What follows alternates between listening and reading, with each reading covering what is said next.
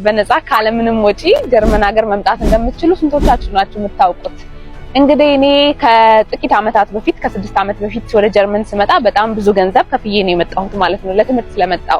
እናንተ ግን እኔ ያኔ ይሄንን እድል አላውቅም። ስለዚህ ዛሬ ይሄንን እድል ነው ለእናንተ ሼር ላደርጋችሁ የመጣሁት። ስለ እድሉ ምን እንደሚያስፈልግ ሪኳየርመንቱ ምን እንደሆነ እነማን ናቸው አፕላይ ማድረግስ የሚችሉት የሚለውን በሙሉ ስለዛ ነገር ዩቲዩብ ቪዲዮ ሰርቼላችኋለሁ። ስለዚህ ገብታችሁ ቪዲዮውን እስከመጨረሻ ተመልከቱት፣ ምክንያቱም ሙሉ ሐሳቡ ስለሚያስፈልጋችሁ።